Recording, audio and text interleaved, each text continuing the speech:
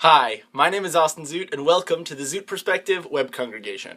This week's Torah portion is a really important one, and it is one that includes a line of text that is being studied, analyzed, and debated across many communities, including the U.S. government. The line of text is Leviticus 18:22, which states, "A man shall not lie with a man as he lies with a woman." This is, by many, the line of text that is arguing against homosexuality. It's the argument that homosexuality is a sin according to Christianity and according to Judaism. Now, some would like to argue that homosexuality is allowed because the text states a man shall not lie with a man as he lies with a woman. That specification, as he lies with a woman, meaning that, of course, they shouldn't. Those are different experiences and therefore should be treated as different. And God's point in that declaration is that they should be treated differently. Some argue that this text is an ancient text and talks about a time period that is long since gone, and we need to take some of those texts and take some of those laws and put them in their place and put them in their context, and they don't apply anymore. Now, I am personally of the opinion that that second idea is correct, that this is a law that while it may have made sense at the time, it doesn't make sense anymore, and it's not how we live our lives today. And if homosexuality is not a sin, it is who you are, and you need to be who you are, and God made you that way, and for us to do anything but celebrate that would be a sin on our part. And everything that we've ever learned about Judaism, Christianity, religion at all, is that we need to love our neighbors, and we need to be there for one another, and we need to support each other no matter who we are, and we need to accept one another as we are and move forward in that positive direction. But what I'm here to argue is more about, why are we using this text? Why are we using this text in our government? Why are we using this text in our debates about who people are? Why are we using this text? Because this one text, this one line of text, is in the context of a laundry list of other things that we shouldn't do. And in light of the Indiana state law that declares that a person can deny service to another simply based on their homosexuality, my question is, why are those companies not also saying no to anyone who's committed adultery? Adultery is specifically discussed in this line of text.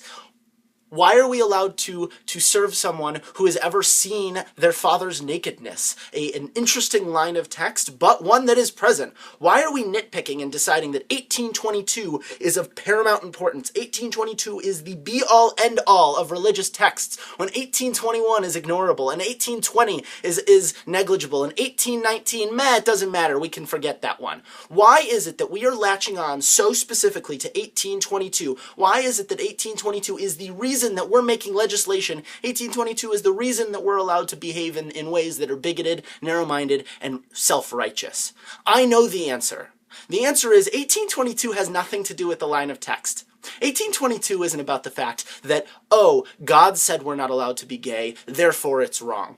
It's about the fact that those in our community who are uncomfortable and who are unfamiliar with homosexuality use it as the opportunity to blame someone else for their discomfort.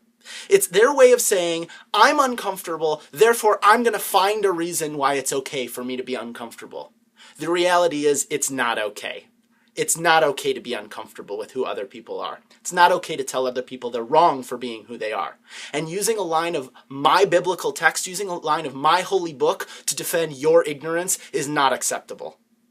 If you want to argue your point by arguing your point because of how you feel and because of what you believe, that's fine. But you telling me that my book says something that you are holding on to is not okay. There are dozens, hundreds of commandments in the Torah that many people ignore. Those who keep kosher, they're ignoring a line of text. They're understanding that a line of text is antiquated and no longer necessary.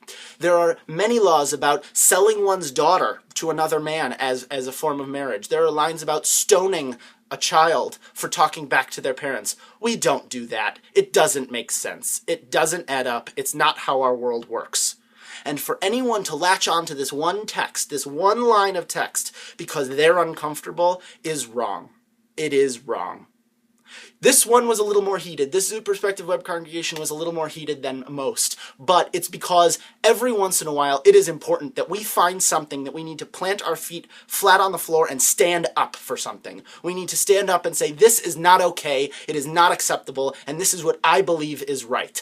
I, as Austin Zoot, and we, as the Zoot Perspective Web Congregation, find it incredibly important to find those things that are plant your feet on the floor, pound your fist on the table, and tell what is right. Say what we believe and stand up for something. I encourage you to go out and find those things that you want to stand up for. Find those things that you find are so important that you have to make a statement. You have to stand up.